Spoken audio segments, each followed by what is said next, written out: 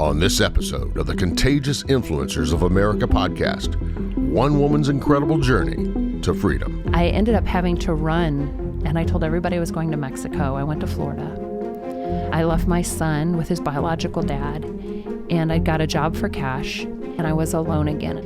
And I knew I had two choices, not live or not live.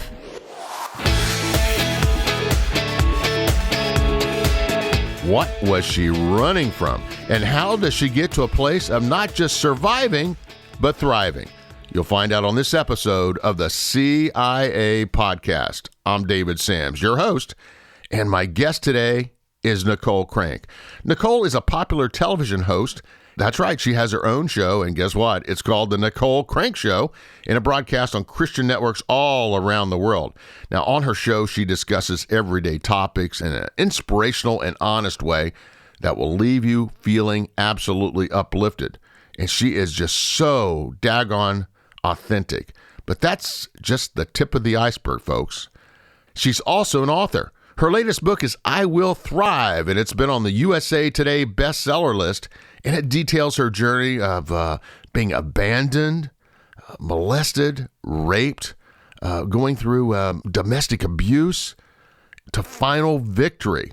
And it's an amazing story. It's something that we don't get to share a lot here on the podcast and on Keep the Faith, but Nicole is going to share her story today, and it's one that you're going to walk away going, wow, you know, I've gone through some of this, and I've not been able to share it. I've just been holding it up and you know, keeping it in, and Nicole's going to tell you how she worked through it and how you can work through it too. But she didn't come alone. She also brought along her husband, David Crank, and the two of them are co-founders and lead pastors of Faith Church, a fast-growing, multi-site, non-denominational church. And when I mean multi-site, I mean multi-site. Wait till you hear their story. Plus, as if they aren't busy enough, they also have a television ministry that reaches people all around the world, the two of them. So she has her show, they have their thing. So they're going to tell you about that. So you're going to hear all about their ministry. They're powerful, and I mean very powerful life story. And of course, you're going to learn practical tools on how to live your life unchained from past hurt. And before we get started here, I've also got to tell you that this episode just sort of fell into my lap. They were here as my guest here at the house, here at the homestead. And Nicole got into her story, and I go, oh my gosh, you got to stop there. You just got to stop there. And you guys have got to come downstairs to the studio, and I've got to get this on mic because this has got to be shared with people all around the world. So they said, fine. And they came on down. And they also brought by their amazing daughter, Ashtyn, who also is going to hang out with us. And she is an up-and-coming artist, songwriter. She's working with several people here in Nashville writing Christian music. And so she's going to also have a few really, really great inspirational words for us too. So, hey, this is an episode that, like I said, it was so unplanned, but we got them. And, you know, these are folks that head up one of the most dynamic ministries all across America.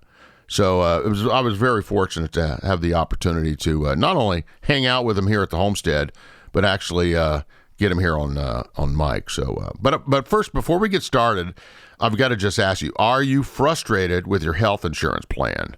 You know, do you feel it costs just way too much, or doesn't meet your needs? Well, you're not alone, and there's good news: you're not stuck with it, folks.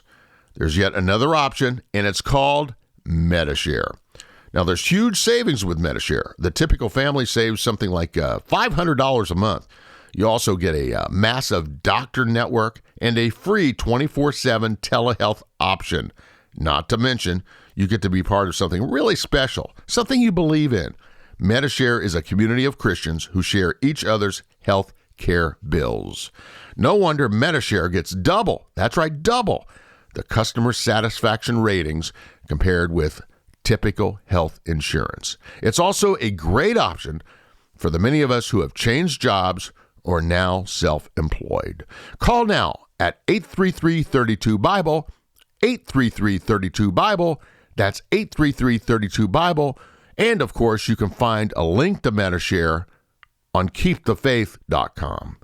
Now let's get to that interview that I just recently did with the Crank family. Hey, welcome. How you doing? We're doing great. You just stopped by the homestead today, and you started telling me your story, and I go, well, let's just go down to the studio and record some of this. So you know what? Airing our dirty laundry in public, that always sounds like fun. So what are you doing in town?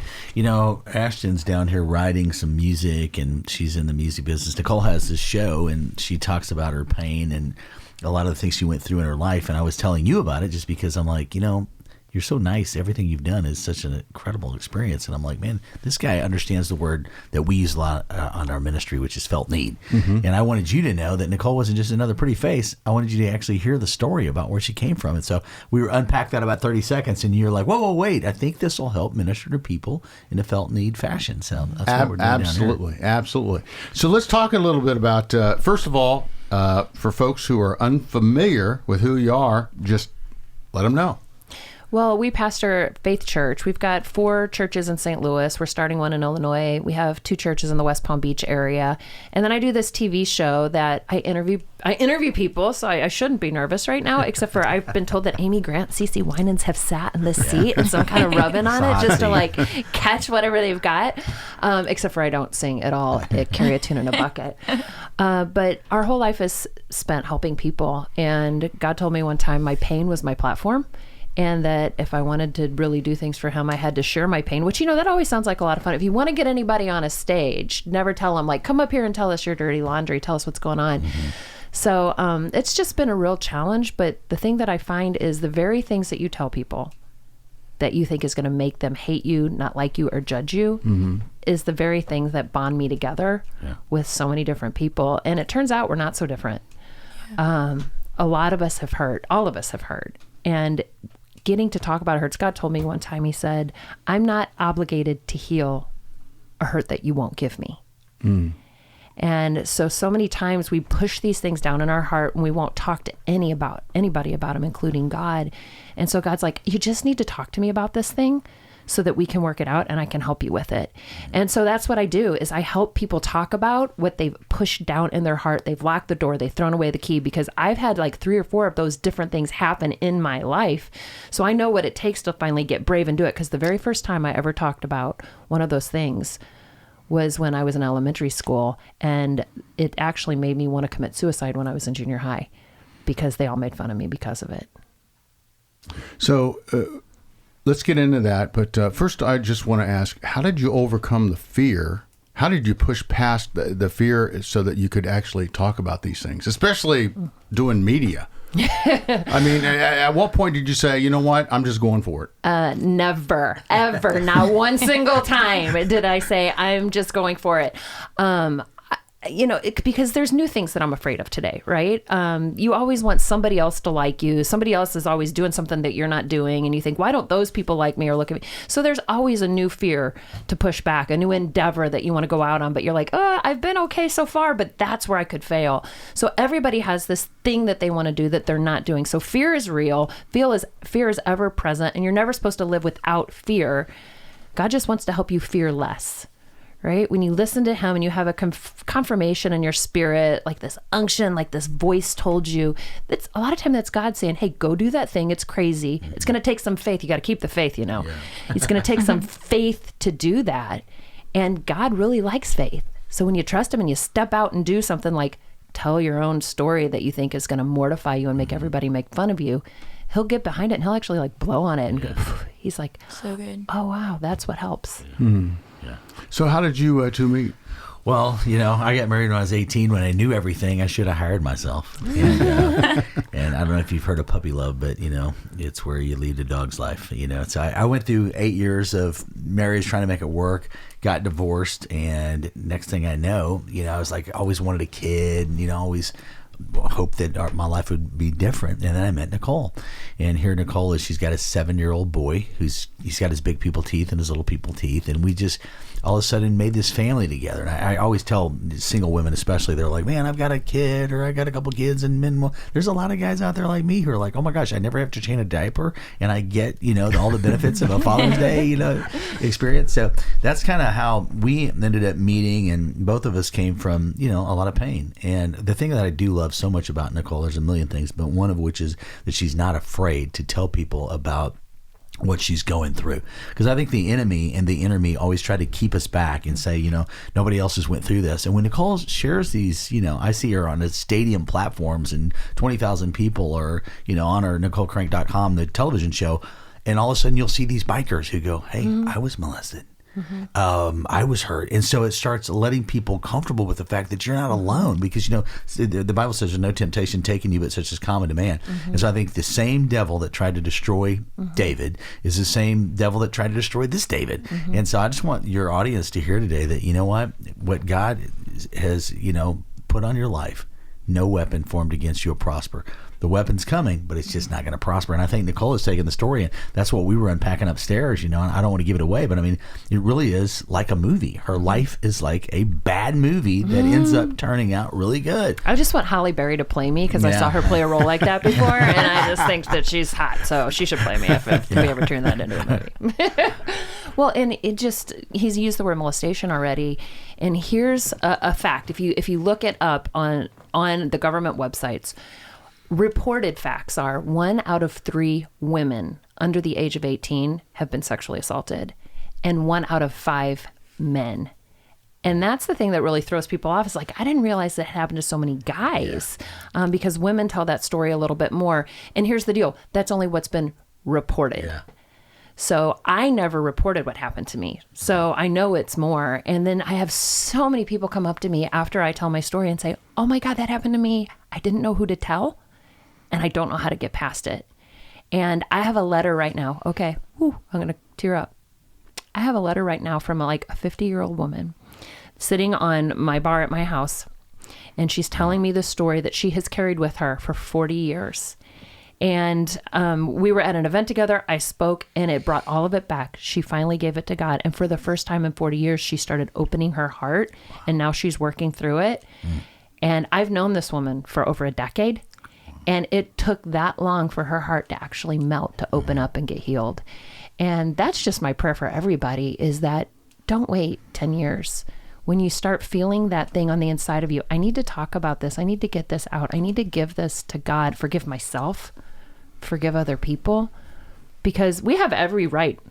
I have every right for the people that hurt me when I was in 4th grade and molested me when I was in 4th grade. I have every right to carry that my whole life. But if I give up the right to carry that and I let God carry that for me, my life is going to be totally different. And you know what? God can handle those people a lot better than I can. Yeah. So just letting it go and giving it to Him gives a freedom that the enemy will tell you. Your natural mind will tell you, hold on to that, hold that grudge. Don't let them get away with that thing, or they're going to get away with it. And that's actually opposite of what lets you live a healthy mental life, a healthy emotional life, a healthy physical life, a healthy relationship life. You have to let it go, get it out, and let God heal your heart. And then all of a sudden, they're not your responsibility anymore. They can't hurt me anymore. And of course, I'm not saying don't pursue or press charges or do it, not to do anything like that, but just do it with a heart that says, it's not my personal job to do that. I'll tell the story and I'll let God handle it. And you can just feel a peace come over you, like, wow, I'm absolved of having to be my own justice. God's going to handle that for me. So tell me about why you felt as though you weren't worthy for ministry. Well, there's a laundry list, but the short version is I wasn't even worthy of being loved before I was born. Or at least that's what I thought, because my biological dad gave me up before I was born. I was born in Canada and got adopted in the U.S. by my adopted dad when I was 3 years old. And I didn't know about that until 4th grade. 4th grade was the year I found out that I was adopted by my dad. 4th grade was the year that I got saved, which means I met Jesus and invited him to be my personal Lord and Savior. And 4th grade was the year that I got molested. except I didn't tell anybody for like a year, because as a 10-year-old, I still wrestled with that thing that said, okay, I should not have let this happen to me. And since I let this happen to me, and then that person had told me, if you tell anybody, and they told me all the things. So I felt so responsible for it that finally in 5th grade, I told one person who was one of my close friends, and I didn't think it through, David. What does a 5th grade little girl do when she hears a secret? She tells everybody. So what did she do? In our little country town where I lived in a dirt road, where my dad was a factory worker and laid off like everybody else in the 80s. My mom was a housewife. We were so poor we were eating out of our garden. So I didn't have all this cool factor or cool clothes or anything going for me. And then it comes out, all these things that happened to me. And the crazy thing about a rumor is what happened to me was crazy enough, but then all the stories it turned into, I didn't even know how to defend myself, because I'm like, well, that's not what happened, but this is what happened, but that doesn't sound a lot better. So I just shut down and shut up. And everybody had a locker partner at school but me. And the story I told myself was, I'm the only person who gets a whole locker. But what I felt was, nobody even wants to share a locker with me. So in junior high, I didn't know how to handle these feelings. I didn't want to tell anybody else about it. Even with the prank phone calls that would come to my house, my mom would answer the phone and would say, what was that all about? And I would just lie and say, I have no idea, Mom. I don't know what's happening. And so I worked really hard, and people on radio can't hear me. I'm almost 6 foot tall. I can reach like from here to the other side of the room with my arm. Like, I'm all arms, all legs. I'm like a giraffe. And yet I worked really hard to get flexible so that I could become a cheerleader, because I thought, if I make the cheerleading squad, I can have friends. So I made the cheerleading squad, and these girls had to hang out with me at least during practice. Except for what I didn't pay attention to is there was this program at our school for people who had to do community service. And so they had these people painting and doing all this stuff, which, you know, on the surface seems like a great idea until I was raped by somebody doing that program. And I realized, why would you invite people who have problems in around underage kids? And I never told anybody about that until I was getting married, because what happened last time I told. It wasn't long after that, though, that we moved, and we moved to a new city, new school district, new school. Nobody knew me. I got this new fresh start. I didn't think anybody would like me. I didn't think I was cute. I didn't think I could make any friends. And when I came into this new school and people started talking to me, invited me to parties and said, hey, we're going to have a party, but we're going to drink. Is that okay with you? I'm like, I'm going to a party. We can do whatever you want. We're going to smoke. Is that okay with you? I'm like, sure, let's do it. It's going to be boys. Is that okay? Yeah. They're going to want to kiss you. Is that okay? Oh my God, that's the best. And life had failed me at that point. But then at 17, I became a pregnant unwed mother, and I failed myself. And so I was like, nothing in my life works, including me. And I had this little boy, and I didn't know what to do. And I had so much baggage. You ever travel? You go to the little carousel and you see all the baggage on it at the airport? Always.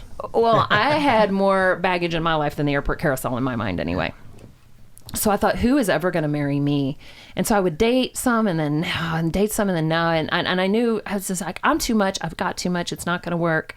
And then I met this guy, and he worked out. He was a bodybuilder. He had these medical initials after his last name. And he wanted to be with me, and he kept inviting me, and he had this great job, and we ended up getting married, and I was on cloud 9. He cried when I walked down the aisle. It was amazing. My son was going to finally have a dad, and I wasn't going to be a single mom anymore. And we had the best marriage ever for 3 whole weeks. And it was actually on my birthday, April 19th, 1995. It was the day of the Oklahoma City bombing. Which was kind of, I didn't realize, a picture on the outside of what was happening in my life that day. He came home, well, he was supposed to be coming home from work. We worked together, saw him at work, and it was my birthday. He was late. I thought, he's planning a party. He's going to call me. He's going to tell me to show up somewhere. And it begins 11 o'clock at night, midnight, 1 a.m, calling the hospitals, calling the police, calling everybody we know. And he didn't come home for 4 days. I thought he was dead. I drove back and forth to work. I looked at the ditches. I thought, it's my fault. I'm letting him die. What's going on? And when he came home from work, or when he came home, he wasn't at work anymore. The door flew open so hard, the doorknob went into the drywall. And I jumped up and I said, "Where have you been?" Because I just wanted to know. I wasn't even accusing. I was confused. And he got so mad. "What do you mean, where have I been? Where have you been? Who have you been with? What have you been doing?" And I was freaked out as he backed me up to the couch. I had no idea what was happening and why he was so enraged. And what I find out later is he had been addicted to prescription medication. It had turned into cocaine. And on my birthday was the day that he used crack cocaine for the first time. It put him in this crazy rage as he would come down. And he herniated my C7. He broke my ribs. He grabbed a ceiling fan out of the ceiling while I was running and tried to throw it to me, but the cords didn't come detached. He threw me through a wall. He threw me through our bedroom door. He started using all our money, charged up our credit cards, not cashing his paycheck, spending. If it was payday, I wouldn't see him for days until all the money was gone, pawning all our stuff. I would go to work. And I'd go to work and I'd have a TV and a VCR. You remember VCR? A VCR. I had a camcorder that I recorded my son's life on. And I would come home and all of that would be gone. I made friends with the pawn shop owners because I'd buy the stuff back. And he would try and go through rehab and we would reconcile and then he would relapse and then it would be and we'd have restraining orders that he would go right through because they wouldn't keep him out of the house. And you call the police, but it takes them 20 or 30 minutes to show up. And one of his favorite games was scream as loud as you want. Nobody's coming. And I would scream and nobody, the neighbor, I don't know if they could hear me or they couldn't hear, but they wouldn't come. So finally, everything was gone. I was bankrupt. I was foreclosed on. To get a restraining order, they have to show up to court. So it was so hard to get a restraining order that when I tried to get a divorce, I knew it was going to take forever because he was never going to show up. And he finally showed up. And I was so surprised. My attorney's like, "Oh my God, you showed up. What do you want to do?" And I said, "Just give me my name. That's all I want." So I ended up having to run. And I told everybody I was going to Mexico. I went to Florida. I left my son with his biological dad. And I got a job for cash. And I lived in a not a 5-star motel. 5-star motel, all the good stuff, right? This was a 0.5-star motel where the point was an actual roach and it moved around a lot. And I was trying to escape because he got fixated on me and started stalking me. And that's after weeks of that. And I was alone again. And I remembered junior high. I thought, I can't live like this. I felt that same suicidal feeling coming on me in that place. And I knew I had two choices, not live or not live. And because it was like, I could be suicidal here, or I could go home and he could try to kill me.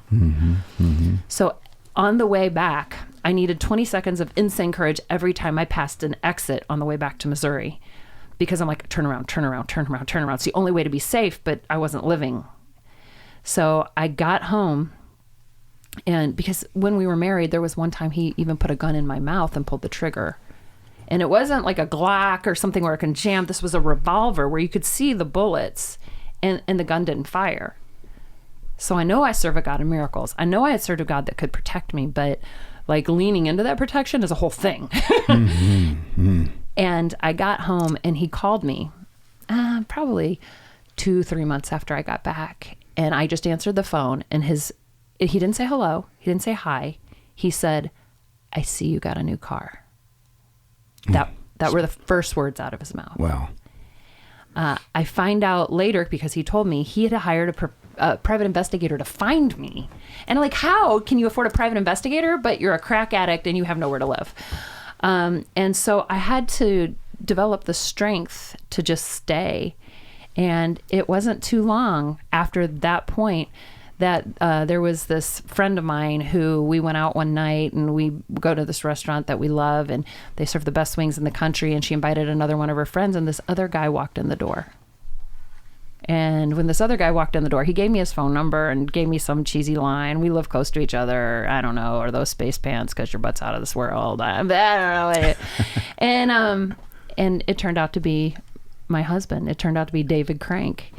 And it took us a while to even go on a first date because I was shy. I didn't trust guys. I didn't love like I should love. I didn't give people a chance like I should give people a chance. And if it wasn't for his tenacity, we've been married 25 years, but without his tenacity, we wouldn't be here today. That's right.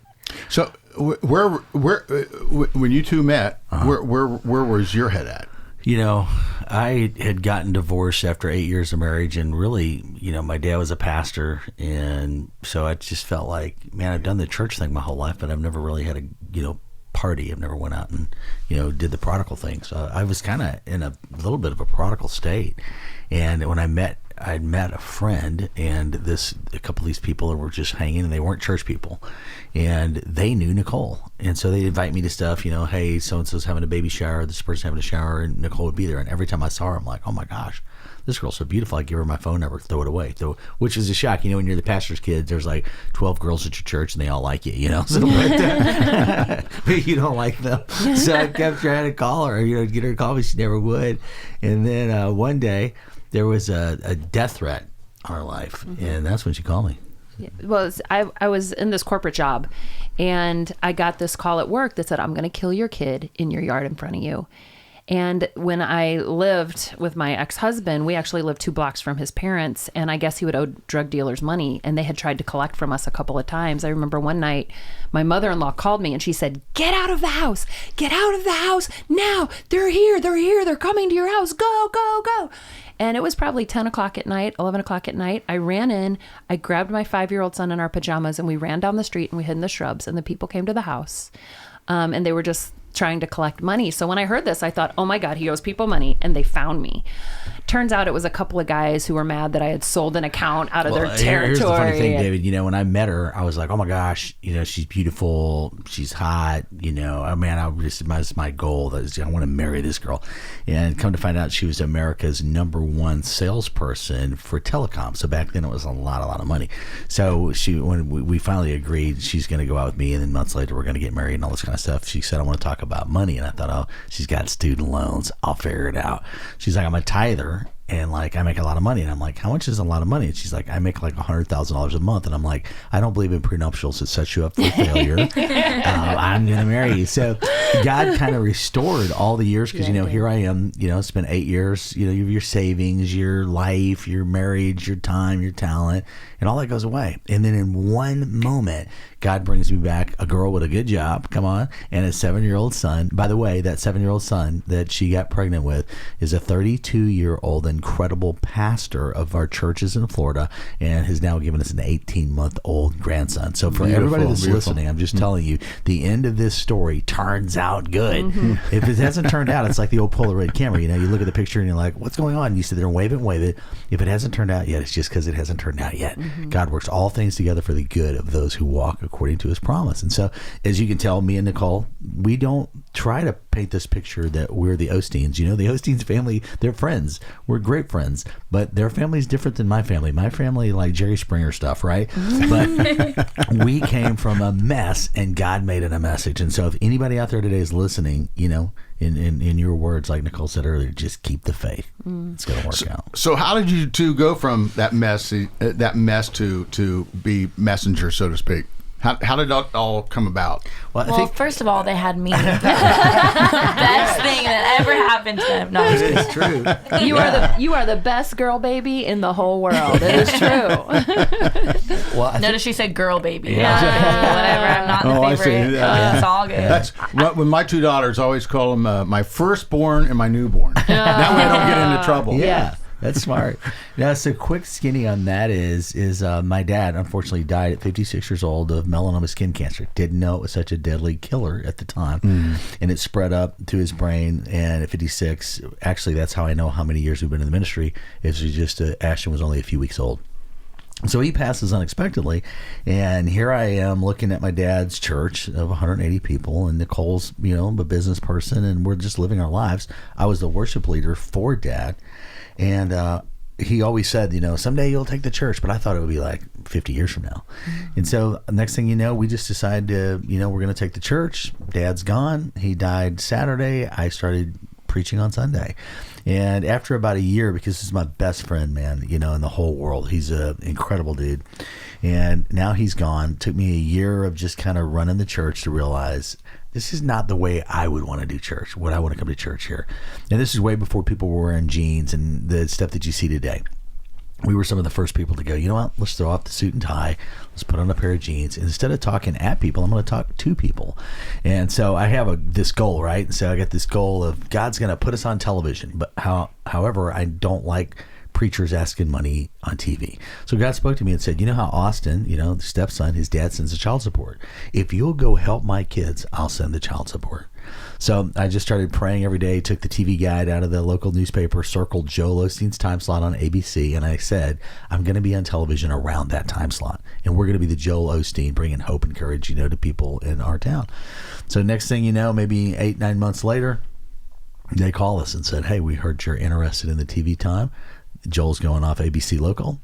He's going on ABC Family. Would you like the slot? I said, yes. I took it. First week, the phone starts blowing up. People going, what'd you do with Joel? Like we had him locked in a closet or something. Where's Joel? But we kind of brought that message of hope where we're not pointing the finger at you like, in a judgmental way. We're pointing the finger of motion at you. Come here, like the prodigal. God's here. He's not mad at you. He's madly in love with you. Put a ring on your finger, a robe on your back.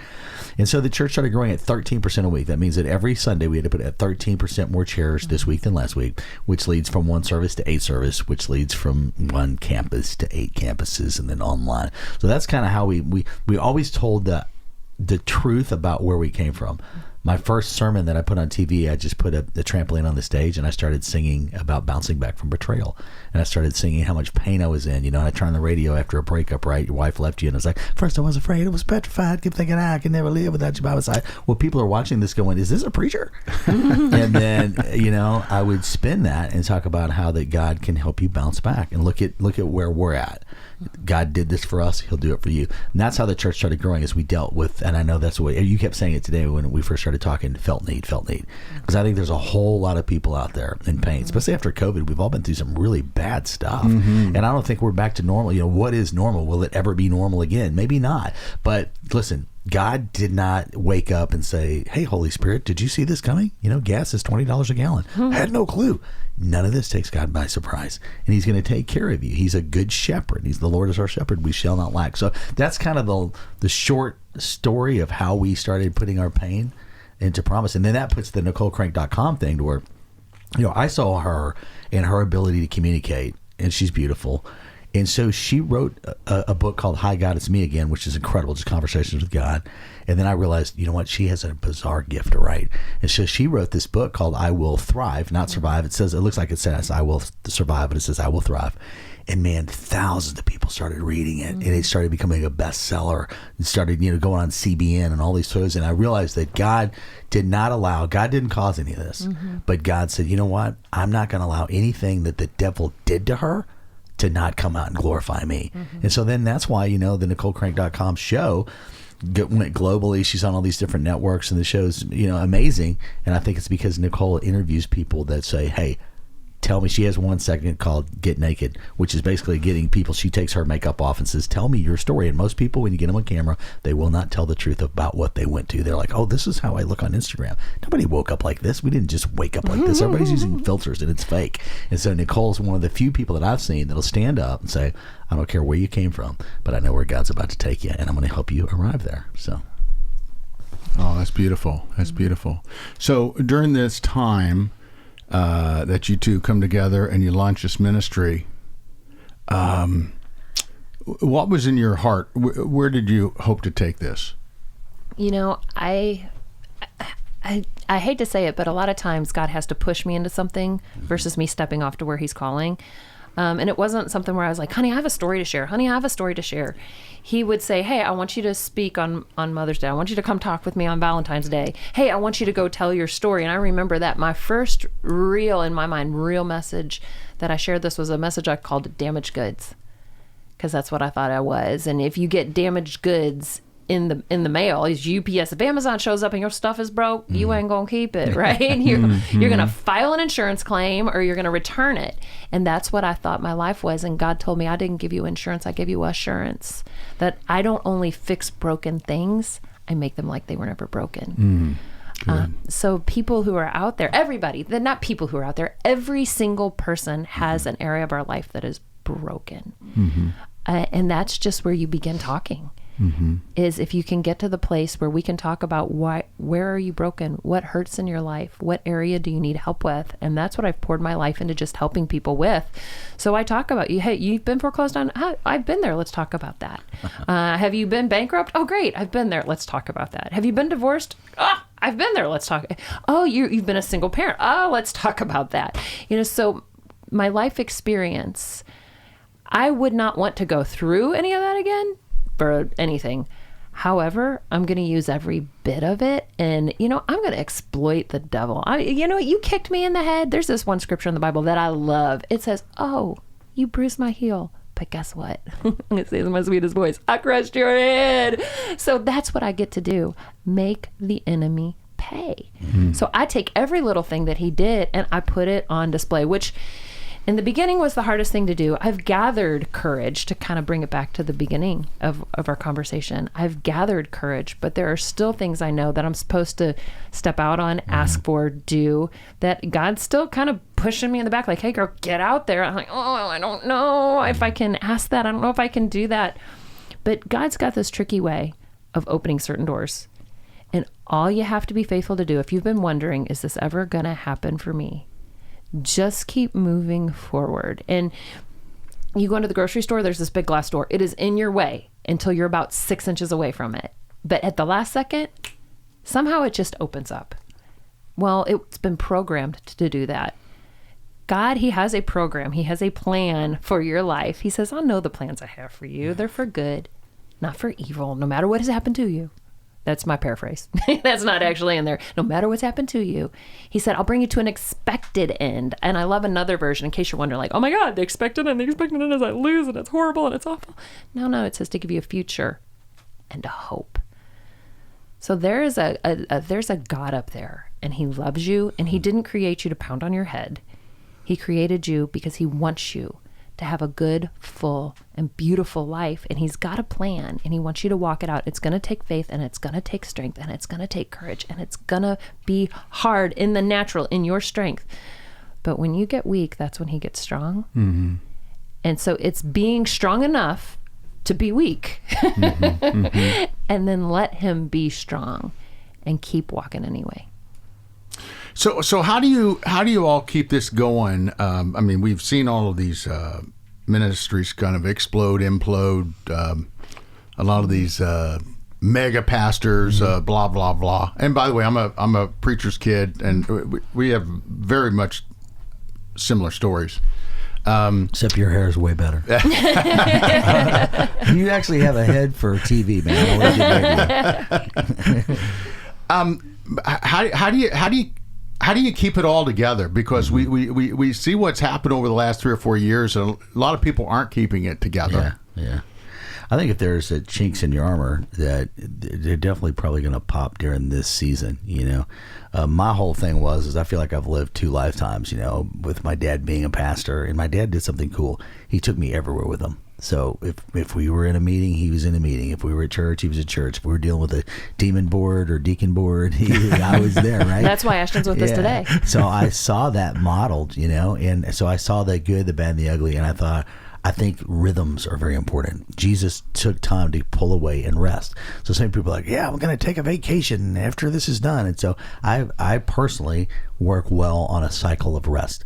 So I'm like, okay, I might have a bunch of meetings today, and I might cancel them all and go ride a motorcycle for 3 or 4 hours I can just tell I'm just overloaded. And so that might be golf for some people or whatever, but they're like, I'm going to rest when it's done. And I think especially with Instagram and so on, it's like, oh, this guy has this many people at his church, which by the way, when you have 1,000 people, you're like, I'll be happy when I have 5,000. It doesn't fix it. When I get 10,000, it really doesn't matter. So you got to be happy wherever you are and just loving on Jesus, loving on people, and trying to actually you take those cycles of rest. I think that's very, very important. The Sabbath rest, Jesus, that was part of the Ten Commandments, right? So it's like, thou shalt not kill. Well, we're not going to do that. Thou shalt not commit adultery. Well, we're probably not going to do that. Well, then also he said that we're actually supposed to not abuse the Sabbath. So taking that Sabbath rest, that's one thing. Then the last thing that my dad taught me, as I said earlier, was to, on my arm, all this is my whole family, because this is what I call my collector set. So if I'm doing it with my grandson, I'm doing it with my daughter-in-law, I'm doing it with my kids. So we do it together. And that keeps you out of trouble a lot, because, they're like, hey, that girl was looking at you weird, or, it just keeps you honest when everybody's with you at the hotel or wherever you go. And so I think that's one of the things, is just serving Jesus. But I think a lot of preachers have done that, but then they start serving the ministry, and that's where it'll get you every time. And I think that's what personally has caused a lot of downfall. That's good. All right, so Ash, how do you fit into all this? Give me your story. She's a retirement plan. I mean, we're not retiring, right? But you got about 10 years to make it, girl. Oh my gosh. Hey, by the way, I just want to mention, just in case you hear, there's a lawnmower now coming in the background. Okay. Here in Nashville, we record in our homes, and a lot of artists record in their homes. Yeah. The only thing we have to work around are the lawnmowers. Yeah. And I actually had Toby. I had Toby in here one day, and I actually had to shut down for 30 minutes because of the lawnmowers. Yeah. So hold that, Toby. So what's that? You just hang on, Toby. The grass. Yeah, have Toby Mack in here and just say, hey, we have to take a lawnmower break. But that's the way it is in Nashville. You're going to learn that if you're coming here to record or whatever, Yes. right? So So tell us your story.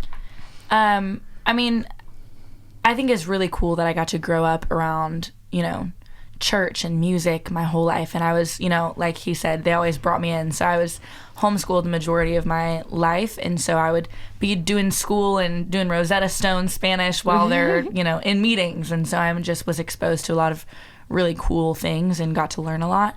And, growing up in church, I got to grow up around music, and it was so fun for me. I loved the movie High School Musical when I was little, and so I saw that movie and I knew, I was like, I want to sing and I want to dance. And I think you tried to change your name to Gabriella. I did. I told everyone, Princess Jasmine and Gabriella. That was me when I was little. But no, it was just so fun because I got to, experience so much and really decide. My parents have been so awesome about being so open and saying, hey, what do you feel like God is calling you to do, and what do you want to do in your heart?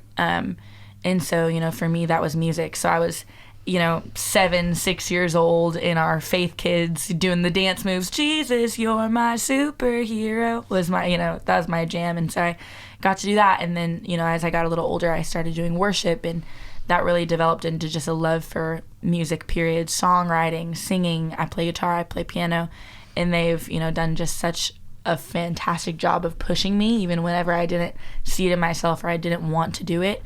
To practice and to, really give it my all. And so, yeah. You wanted your first instrument to be the guitar.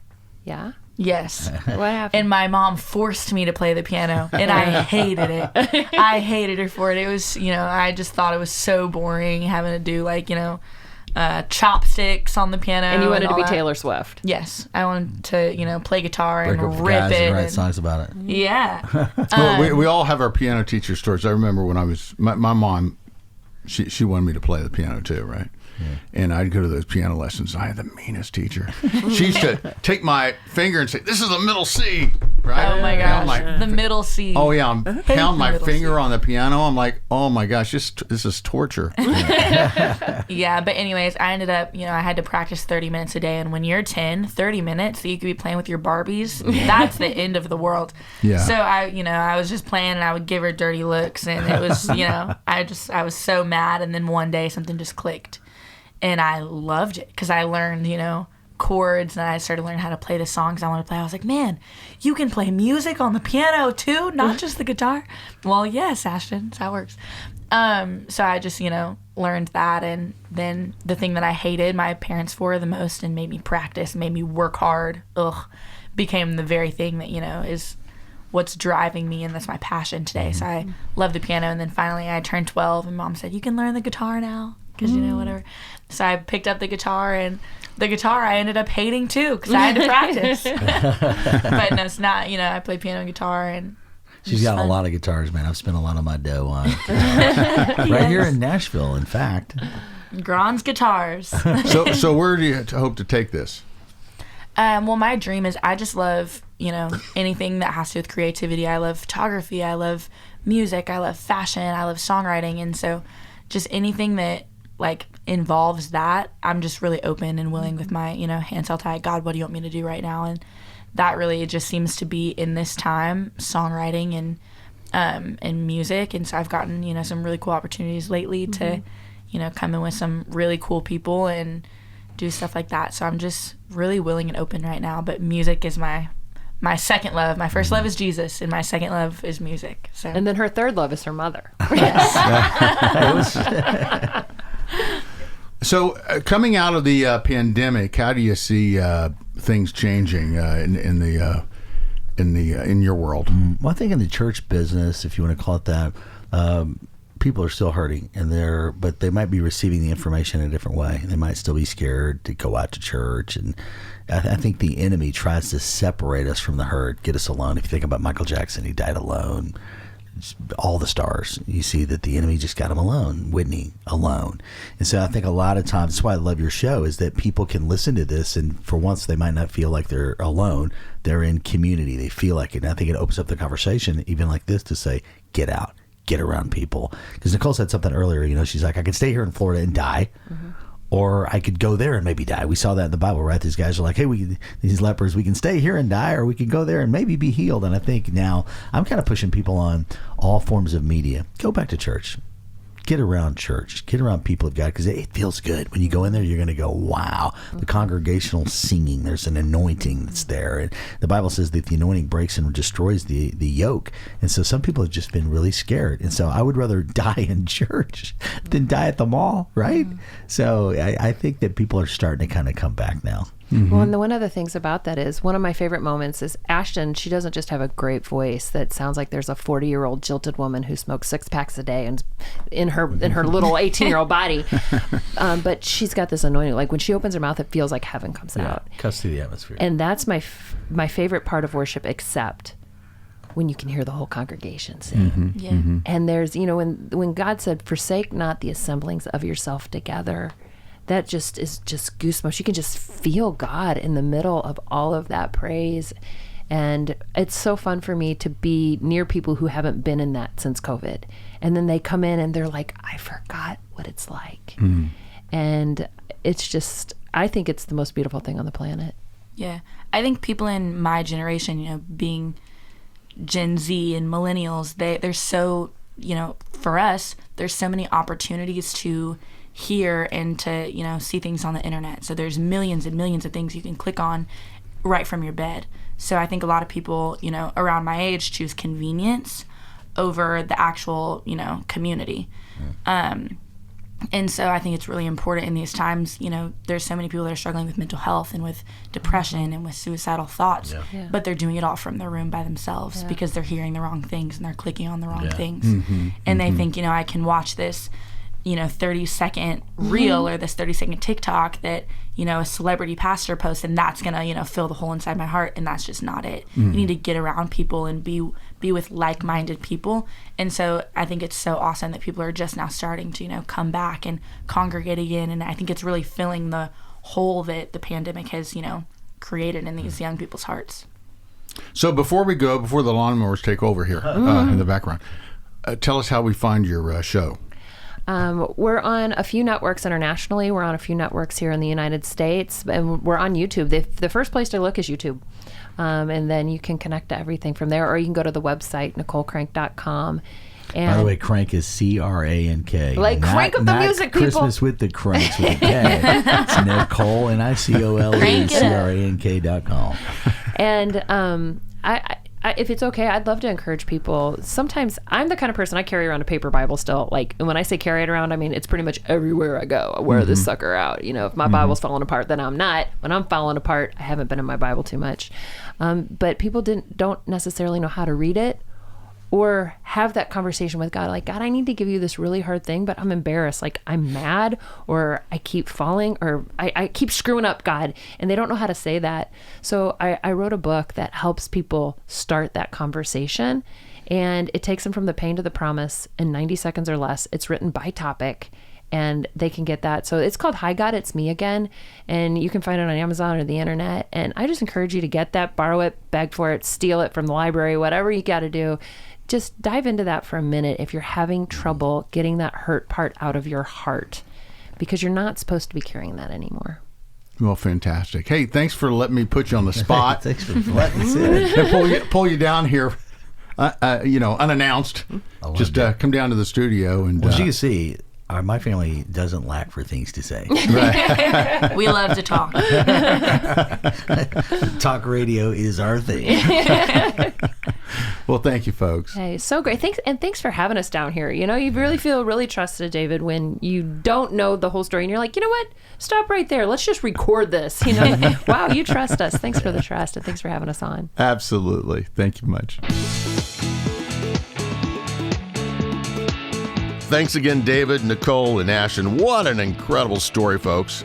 What an incredible story Nicole has, and I'm just so grateful that she was willing to share that and inspire us, because like she said, it really can help some of you listening right now heal as well. I mean, it helped me to hear that story, and I was talking about it for days after I recorded it. So I'm glad we could share that with you.